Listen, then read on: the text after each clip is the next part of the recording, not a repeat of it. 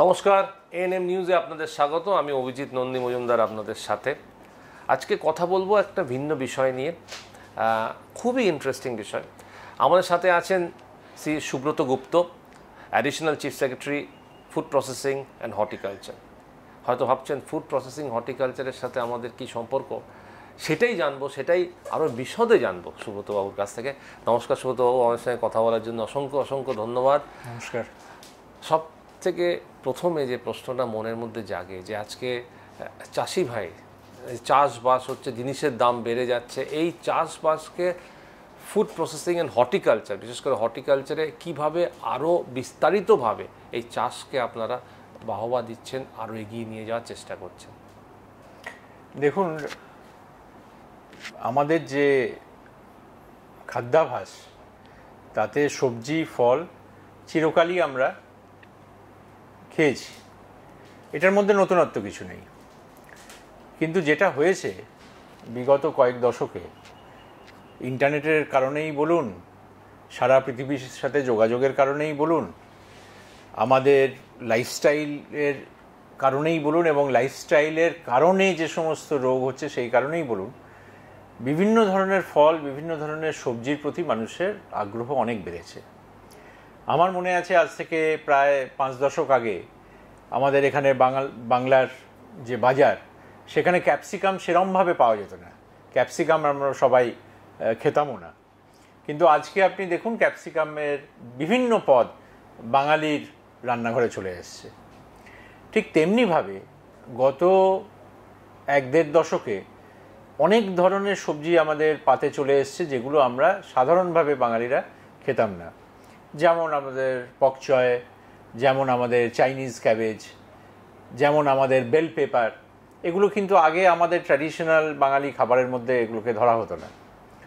তো মানুষের নলেজ যত বাড়ছে, বিভিন্ন জায়গার, বিভিন্ন দেশের খাদ্যাভ্যাস নিয়ে, বিভিন্ন প্রদেশের খাদ্যাভ্যাস নিয়ে মানুষের চাহিদা সেগুলো বাড়ছে। এটা হলো একটা দিক। দ্বিতীয় দিক হলো যে আমাদের যারা চাষি ভাইরা, তারা খুব ট্র্যাডিশনাল চাষ করতেই অভ্যস্ত ছিলেন।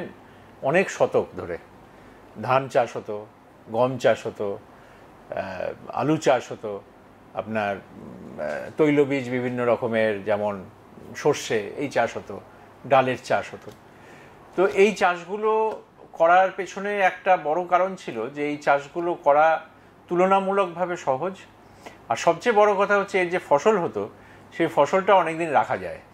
তাহলে চাষিদের কাছে এটা একটা ইন্স্যুরেন্সের মতো। নিজেদের যেটুকু বাড়ির প্রয়োজনে রাখলেন, বাকিটা একটা দীর্ঘ সময় ধরে তারা বাজারে আস্তে আস্তে বিক্রি করলেন, বিক্রি করে তার আয় পেলেন। এটা একটা কারণ ছিল। এটার মধ্যে তো অনেক পেস্টিসাইডস এবং এগুলো ইউজ হতো। এবং এই যে চাষগুলো হতো ট্র্যাডিশনাল, এই চাষগুলোতে বেশ কিছু ক্ষেত্রে দেখা গেছে যে পেস্টিসাইড, ফাঙ্গিসাইড, উইডিসাইড এসবের অনেক ব্যবহার হতো। তো আমরা এই হর্টিকালচারটা কেন এত আলাদাভাবে কেন দেখা হচ্ছে, এটা দেখা হওয়ার দুটো কারণ। একটা কারণ হচ্ছে যে আমরা অনেক নতুন নতুন ফল, অনেক নতুন নতুন সবজি, এটার আমরা চাহিদা বেড়েছে আমাদের মধ্যে। আরেকটা কারণ হচ্ছে যে কৃষকরাও বুঝতে পারছে যে এই ধরনের ফসল যদি করা হয়, তার থেকে আয়ের সম্ভাবনা অনেক বেশি, অনেক ক্ষেত্রেই। সেই জন্য আজকে আপনারা যদি যান বাজারে, ব্রকলি পাবেন, অনেক বেশি দামে বিক্রি হয়। গাজর, বিট, বকচয়, আইসবার্গ লেটুস, এ সমস্ত অনেক বেশি দামে বিক্রি হয়। আর যেগুলো ট্র্যাডিশনাল সবজি, সেগুলো তৈরি করার পিছনে যে একটা নতুন ধারণ যে দিয়েছে হর্টিকালচার, যে আপনি পেস্টিসাইড ছাড়া, ফাঙ্গিসাইড ছাড়া তৈরি করা যায়। আমি সেইটার মধ্যে আসছি। আসলে যেটা হচ্ছে যে আমাদের, যেমন ধরুন আমাদের যে গতানুগতিক যে চাষ হয়, ধানের চাষ হয়, সেখানে ফ্লাড ইরিগেশন ব্যবহার করা হয় অনেক ক্ষেত্রেই। পুরো মাঠে জল দিয়ে দেওয়া হয়, সেই জল, তারপরে সেই জল আস্তে আস্তে শুকিয়ে যায়, ধান বড় হয়। কিন্তু এতে জলের অপচয় প্রচণ্ড হয়, এবং আমরা জানি যে আজকে সারা পৃথিবীতে বিভিন্ন জায়গায় জলের একটা বিরাট সমস্যা হচ্ছে। ভূগর্ভস্থ জল আমরা আনকন্ট্রোলডভাবে যদি তুলে সেটাকে যদি চাষের জন্যই হোক বা অন্য কোনো কাজেই ব্যবহার করি, তাহলে এমন একটা দিন আসবে যেদিন আমরা এই জলের এটা পাবো না, এই সোর্সটা আমরা সেভাবে পাবো না। সুতরাং জল কনজার্ভ করাটা একটা বড় দিক হয়ে দাঁড়িয়েছে। হর্টিকালচারে যেটা আমরা দেখছি যে এই যে ট্র্যাডিশনাল যে চাষগুলো হতো, এই ট্র্যাডিশনাল চাষগুলোতে আমরা যদি নতুন প্রযুক্তি ব্যবহার করতে পারি তাহলে বেশ কিছু অল্প জায়গায়, অল্প জলে, অল্প পেস্টিসাইডে আমরা অনেক উন্নত মানের ফসল করতে পারি। এর আমি দু একটা উদাহরণ দেব। আমরা যে জিনিসটায় খুব জোর দিচ্ছি এখন সেটা হচ্ছে প্লাস্টিকালচার। এখন আপনারা বলতেই পারেন যে প্লাস্টিকালচার মানে প্লাস্টিকের ব্যবহার করে চাষ করা।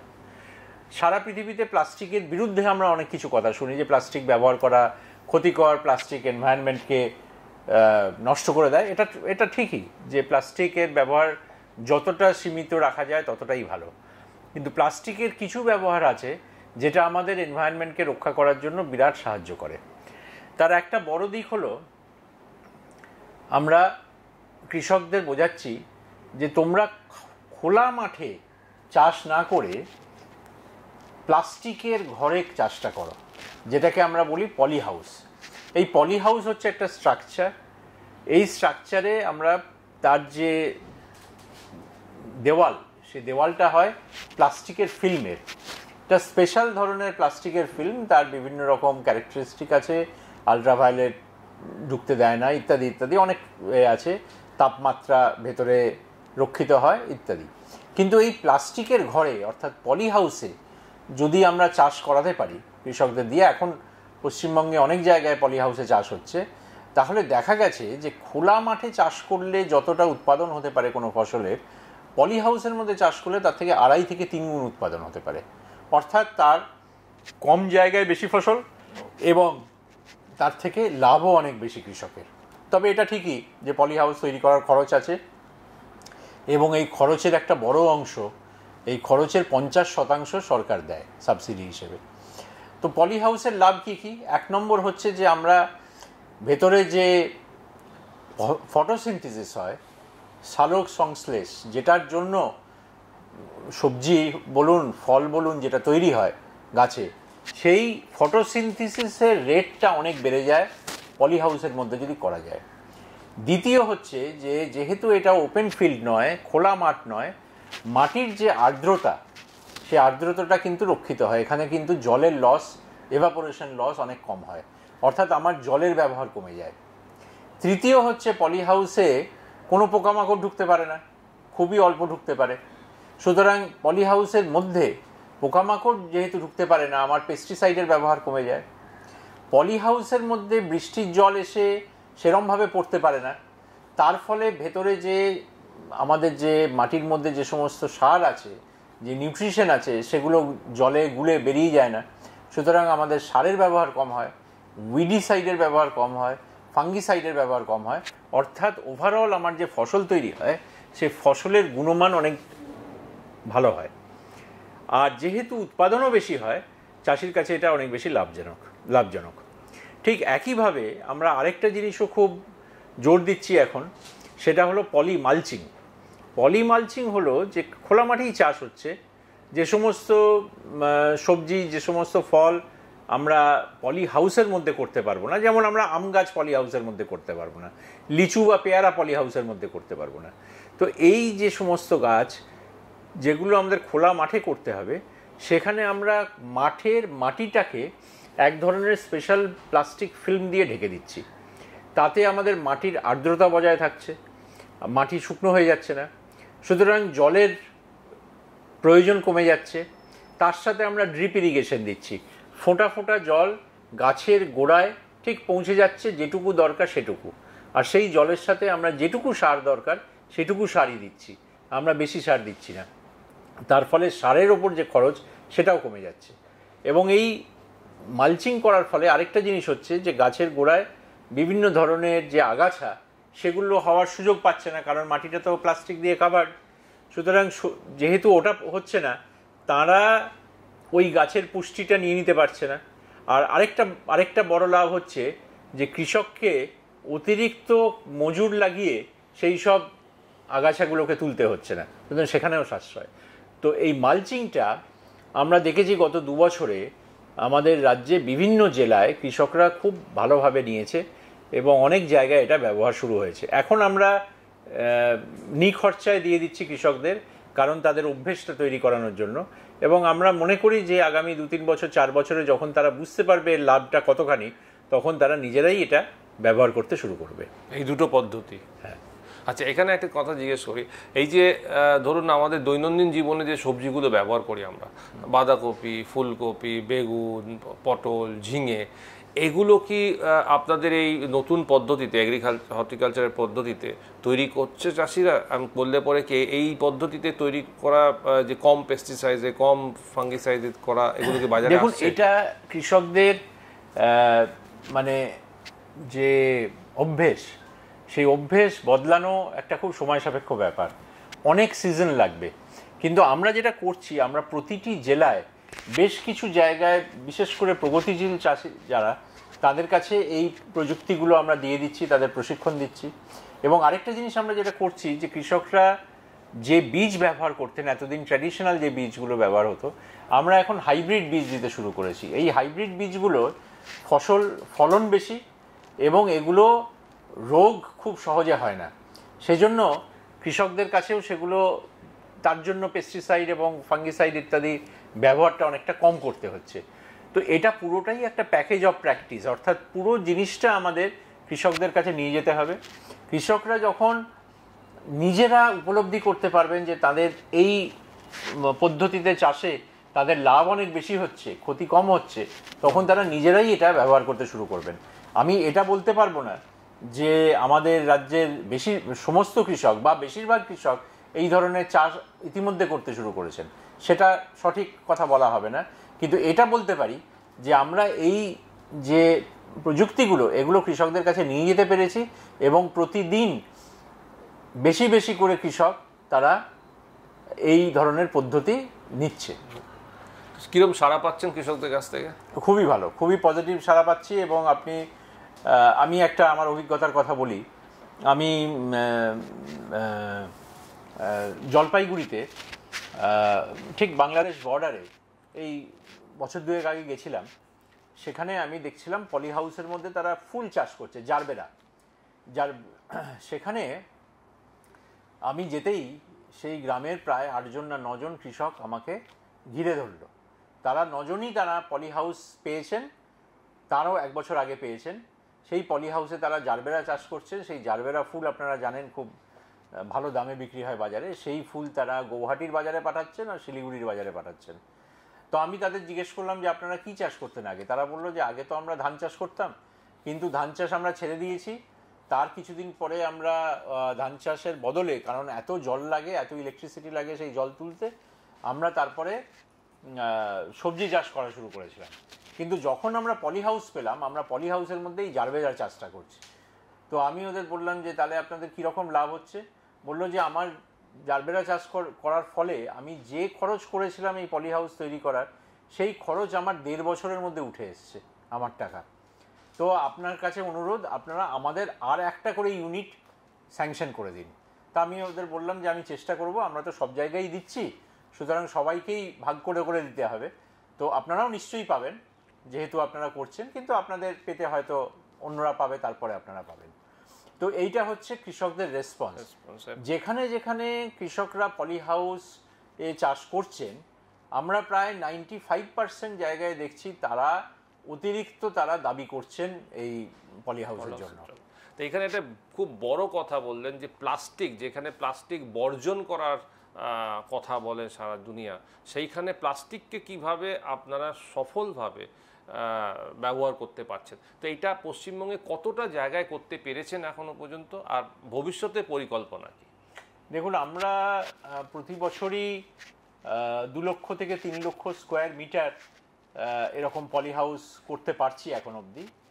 আমরা আশা করছি যে এই সংখ্যাটাকে আমরা 2 থেকে 3 গুণ করে ফেলতে পারবো আগামী দিনে। কিভাবে পারবো সেটাও একটু বলে দিই। এটাও একটা ছোট্ট গল্প, তার থেকে আপনারা বুঝতে পারবেন। দার্জিলিংয়ে এবং কালিম্পংয়ে যেহেতু পাহাড়ি জায়গা, এখানে আর বৃষ্টিও হয় অনেক মাস বছরে, ধসের একটা সমস্যা আছে। আর একটা সমস্যা আছে, সেটা হচ্ছে হনুমান এবং অন্যান্য বন্য জানোয়ার যারা ফসল নষ্ট করে দেয়। তো আমি বছর 2 আগে এই লাভাতে একটা গ্রামে গেছিলাম। সেখানে রাত্রিবাস করেছিলাম। তো সেখানে আমাকে ওখানকার কিছু কয়েকটি গ্রামের কৃষকরা, বিশেষ করে মহিলারা, তারা রাত্রে আমার সাথে দেখা করতে এসেছিলেন 4 ঘন্টা হিটে। তারা এসে বললেন যে আমরা কোনো সরকারি সাহায্য পাচ্ছি না, আপনারা আমাদের স্কিমটা করে দিন। তাই আমি বললাম আপনারা তো পলি হাউস করতে চান, তো কেন করতে পারছেন না? বললেন যে আপনারা যে 50% যে যেটা বেনিফিশিয়ারির যেটা শেয়ার, সরকার তো 50% দেবে, বাকি 50% তো আমাকে দিতে হবে। এই 50% দেওয়ার সামর্থ্য আমাদের নেই, আপনি 100% ফ্রি করে দেন। তো আমি ওদের বললাম যে সরকারি এই প্রকল্প তো আমি আপনাদের জন্য আলাদা কিছু করতে পারি না, এটা যা প্রকল্পের যা নিয়ম নীতি আছে তার মধ্যেই করতে হবে। বললো সেটা যদি হয় তাহলে আমরা এটা কোনোদিনই পাবো না। আমি বললাম ঠিক আছে, এক রাত চিন্তা করতে দিন, কালকে সকালে ফেরত আসুন। পরের দিন সকালে তারা এলেন। আমি বললাম আচ্ছা, আমি দেখছি আপনাদের এখানে প্রচুর বাঁশঝাড় আছে, এই বাঁশঝাড় তো আপনাদের? ওরা বললো হ্যাঁ, এ তো আমাদেরই। বললো এই বাঁশ আপনারা দিতে পারবেন? বললো হ্যাঁ, কেন দিতে পারবো না। আর বললাম যে আপনারা শ্রম দিতে পারবেন? ওরা বললো যে হ্যাঁ, শ্রম কিভাবে দিতে হবে? আমি বললাম যে আমরা প্রকল্প আমি যদি আপনাদের প্রশিক্ষণ দিই, প্রশিক্ষণ দেওয়ার ব্যবস্থা করি, তাহলে কি আপনি এটা করতে পারবেন? আমরা পলি হাউস তৈরি করার প্রশিক্ষণ আপনাকে দিয়ে দেব, আপনার নিজের শ্রম থাকবে আর আপনার নিজের বাঁশ যেটা আপনারা নিজেরা চাষ করছেন সেটা থাকবে। এই দুটো আপনারা নিজেরা দেবেন, আর আমরা সরকার থেকে আপনাকে পলিফিল্ম আর বিভিন্ন যে সমস্ত জিনিস লাগে, ড্রিপ ইরিগেশনের জিনিসপত্র, অন্যান্য যে সামগ্রী লাগে পলি হাউস করার জন্য, সেগুলো আমরা দিয়ে দেবো। করতে পারবেন? তারা বললো হ্যাঁ, করতে পারবো। আমি বললাম ঠিক আছে, আমরা কলকাতায় গিয়ে এটাকে ডিজাইন করে দেখি যে এই শ্রম এবং বাঁশ মিলিয়ে কত হচ্ছে। যেটা দাঁড়ালো যে আমরা হিসেব নিকেশ করে দেখলাম যে এই দুটো মিলিয়ে মোটামুটি 50% হয়ে গেল। অর্থাৎ ওদের শেয়ারটা ওদের শ্রম আর ওদের বাঁশ দিয়েই কাভার হয়ে গেল, আর আমরা দিয়ে দিলাম বাকি জিনিস আর প্রশিক্ষণ। এই করে 15 মাসের মধ্যে প্রায় 3000 পলি হাউস তৈরি হলো শুধুমাত্র কালিম্পং এবং দার্জিলিং জেলায়। এবং আপনি যদি এখন যান, দেখবেন যে পাহাড়ের সাইড ভর্তি হয়ে গেছে এই পলি হাউসে। আমি একজন কৃষককে জিজ্ঞেস করলাম আপনাদের কী লাভ হলো এতে? বললো আগে আমরা বছরে 3 মাস চাষ করতে পারতাম, এখন আমরা বছরে 8 থেকে 9 মাস চাষ করতে পারি। তো এই ইম্প্যাক্ট যেটা আমরা পাহাড়ে পেয়েছি, এই ইম্প্যাক্ট আমরা সমতলেও পাবো। সমতলে আমাদের যে পরিকল্পনা, সেই পরিকল্পনাটা একটু বদল করতে হবে, কারণ সমতলের যা স্থিতি তাতে একটু অন্যরকম ডিজাইন করতে হবে। কিন্তু আমার ধারণা এটা আমরা করতে পারবো, এবং আগামী দিনে আমরা এই পলি হাউসটাকে পপুলারাইজ করে ফেলতে পারবো সব জায়গায়। শেষমেশ জিজ্ঞেস করবো আপনাদের ভবিষ্যতের পরিকল্পনা, পলি হাউস সমেত আর কি কি পরিকল্পনা নিয়েছেন? দেখুন, আমাদের অনেকগুলো জিনিস আছে। একদিকে আমরা বেশ কিছু এক্সোটিক গাছ পপুলারাইজ করার চেষ্টা করছি। এক্সোটিক বলতে যেমন ধরুন অ্যাভোকাডো, আমরা অ্যাভোকাডো চাষ শুরু করেছি। অনেক অ্যাভোকাডো চারা আমরা দক্ষিণে কুনুর থেকে, তামিলনাড়ু থেকে আনিয়ে কৃষকদের মধ্যে দিয়েছি। আমরা কিউই চাষ শুরু করেছি পাহাড়ে, সেটাও মোটামুটি সাকসেস পাচ্ছি। আমরা বেশ কিছু ফল সেগুলো আমরা ইন্ট্রোডিউস করতে পেরেছি, এবং সেটা খুব সাফল্যের সাথে হচ্ছে। আপনি জানেন যে আমাদের পশ্চিমাঞ্চলে একটা জলের সমস্যা আছে, বিশেষ করে পুরুলিয়া, বাঁকুড়া ইত্যাদি। এখানে কৃষকরা ধান চাষ করতো, বৃষ্টি হলে ধান চাষ হতো, বৃষ্টি না হলে ধান চাষ হতো না। আমরা সেখানে তাদের ওইখান থেকে সরিয়ে নিয়ে এসে তাদের আম চাষ করাচ্ছি এবং কলা চাষ করাচ্ছি। অত্যন্ত সাফল্যের সাথে তারা করছেন। আমি গত 2 বছরে দেখেছি বেশ কিছু কৃষক কয়েক হাজার একর জমি কলা এবং আম্রপালি আমে ঢেকে গেছে, এবং তারা ভালো প্রফিট করছেন। সুতরাং আমরা একদিকে নতুন ধরনের ফল এবং নতুন ধরনের সবজি কৃষকদের কাছে নিয়ে যাচ্ছি, যার থেকে লাভ হতে পারে। আর দ্বিতীয় আরেকটা জিনিস করছি, সেটা আমরা এখনও বিরাট সাফল্য পাইনি, কিন্তু কাজটা শুরু করেছি। সেটা হলো যে বেশ কিছু গাছ আমাদের গ্রাম বাংলায় ছিল যেগুলো ট্র্যাডিশনাল গাছ। তেঁতুল ছিল, বেল ছিল, করমচা ছিল, এগুলো আর আজকাল দেখতে পাবেন না। আপনি যদি গ্রামাঞ্চলে যান, আপনি এই গাছগুলো দেখতে পাবেন না। তো এইগুলোকে রিভাইভ করার জন্য আমরা উন্নত জাতের বেল, উন্নত জাতের তেঁতুল, উন্নত জাতের কাঁঠাল, এগুলোকে আমরা, এই চারাগুলোকে আমরা কিছু ইম্পোর্ট করছি, কিছু নিজেরা তৈরি করছি, করে এগুলো আমরা আস্তে আস্তে আমরা গ্রামাঞ্চলে আরও স্প্রেড করব। তো আমাদের দুটো দিকই থাকবে, এক হচ্ছে আমরা বিদেশি কিছু এক্সোটিক কিছু ভ্যারাইটি যেগুলো এখানে হওয়া সম্ভব সেগুলোকে যেমন উৎসাহ দেব, আবার তেমনি যে সমস্ত ট্র্যাডিশনাল ফল এবং ফসল যেগুলো হারিয়ে যাচ্ছিল সেগুলোকেও যাতে রিভাইভ করা যায় তার জন্য আমরা বেশ কিছু উদ্যোগ নিয়েছি। দুটো খুব বড় জিনিস আপনারা শুনলাম যে এক্সোটিক ফলগুলোকেও আপনারা এনকারেজ করবেন, সাথে সাথে যেগুলো ট্র্যাডিশনাল ফল আছে সেগুলো যাতে আরও ভালোভাবে, বিশেষ করে যেটা আমাদের পক্ষে বা মানুষের পক্ষে যেটা সবথেকে বড় কথা, যে ফাঙ্গিসাইড এবং পেস্টিসাইড ছাড়া তৈরি করার যে একটা পরিকল্পনা আপনারা নিয়েছেন সেই জিনিসটা ফলপ্রসূ হচ্ছে, ভালোভাবেই হচ্ছে। সাথে সাথে প্লাস্টিককে ব্যবহার করে কিভাবে আরও উন্নত মানে চাষ করা যায় সেটাও আপনি বুঝিয়ে দিন। অসংখ্য ধন্যবাদ সুব্রতবাবু আমাদের সঙ্গে কথা বলার জন্যে এবং এই বিষয়গুলো বিস্তারিতভাবে সরলভাবে বোঝানোর জন্যে। আপনারা দেখতে থাকুন এএনএম নিউজ। আগামী দিনে আবারও আমরা এরকম অনেক তথ্য নিয়ে আপনাদের সামনে হাজির হব। নমস্কার। নমস্কার।